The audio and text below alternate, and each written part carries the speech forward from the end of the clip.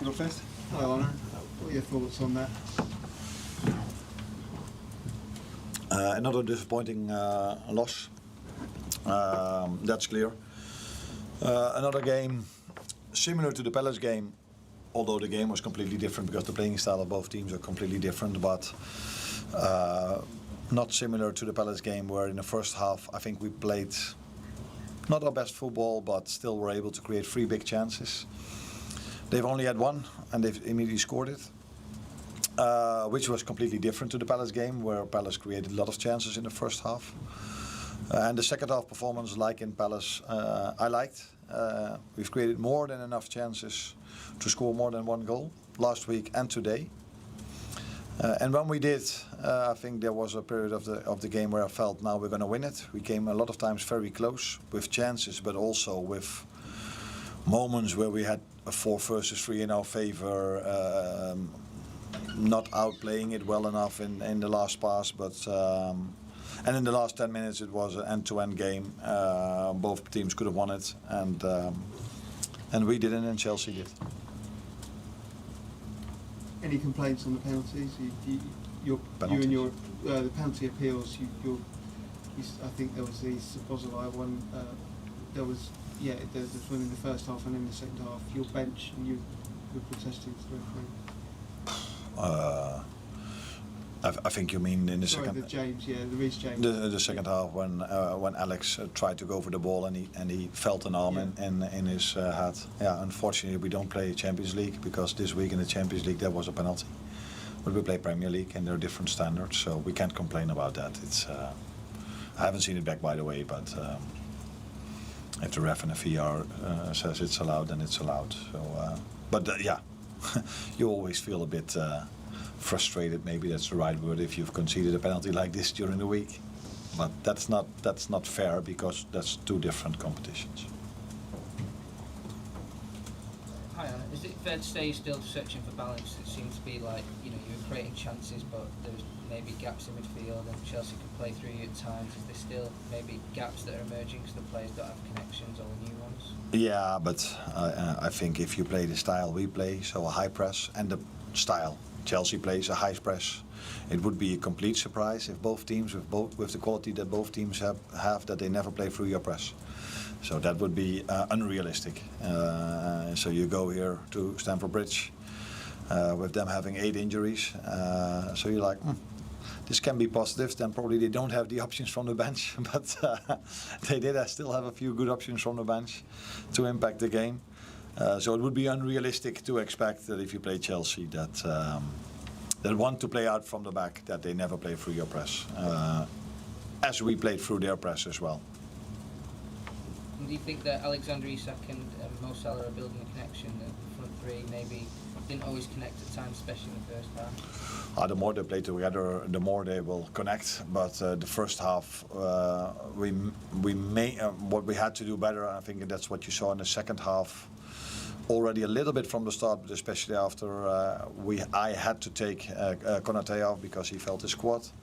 When Ryan started to play in that position, we were able to get our attackers much more in promising situations, much more than the first half. So for me, it wasn't the disconnection or the time we need for the forwards to do better. I think the first half was mainly that we had to do better in build-up. And that's what we did. More and more in the second half, and that's why we created also so many good moments, chances, and moments that we could have created much more. Arne, obviously when you lose, there's going to be much more focus on all the changes in the summer, the new attackers. But I mean, how close do you have this team to what you wanted, to your ideal image of it? I think you're never close to your ideal. You have to work really hard to reach a certain level, and then it's very hard in football because you also play against very good teams to keep that level in going, and what I mean with that is consistency. So, but it's clear that we had our changes in the summer. Players came in different moments. Last week there's hardly been any training time, and still we need to try to bring these players in. And if the result would have been better today with a draw or a win, which was both possible. I don't say we deserved it. A draw we definitely deserved, but then we would have had a great start to the season if you take into account everything that what happened in the summer in Liverpool. Can you tell us what happened to Konate, and is it a big injury?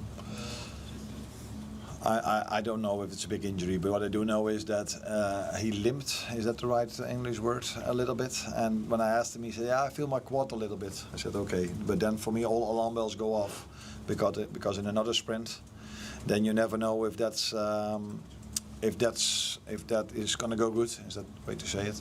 So it was already also a substitution that I had in mind, maybe for a few minutes later or a little bit later, because the right centre-back had a lot of ball possession, and we needed to create from that position, and we all know that Ryan is quite good in that.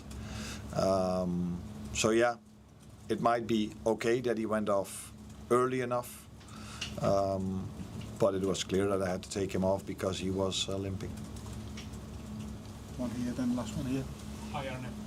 Talking about your defense, Konate and Van Dijk obviously have been playing very much these games against him.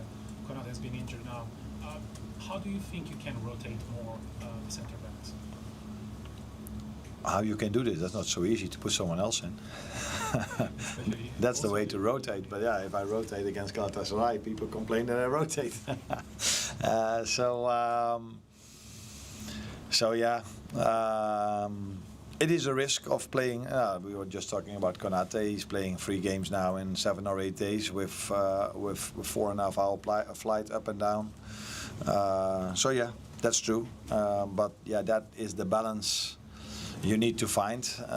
Playing a tough game against Palace that play only long balls, and every ball, every corner kick is dangerous. So you need long and strong defenders. And I think if you play Chelsea away, you also need 2 centre backs. But when we were 0 down, I took the risk, if you want to call it like this, to play with a midfielder as a centre back. Hi Arne, I know you mentioned in midweek about resting Mo Salah and the minutes he's had, but today he seemed to snatch at a couple of chances. Do you think the team are kind of missing that clinical cutting edge from him in this sort of moment? Yeah, now that's then interesting. So did he create today so much because he didn't play during the week, or did he miss the chances because he missed a bit of sharpness that he could have had if he would have played against Galatasaray? We will never know. What I like is that we brought him many times in the position he would like to be in, and I would like him to be in, because he's shown in his career and since I'm here that in those positions he can score goals. And I think today he had many opportunities to do what he's done so often, but yeah, he's a human being, and it's not like every chance he gets is always a goal. We feel sometimes it is because what he's done last season and so many times, but yeah, he can also have a game where he has where he has chances and a lot of times in promising positions and don't have a goal or an assist.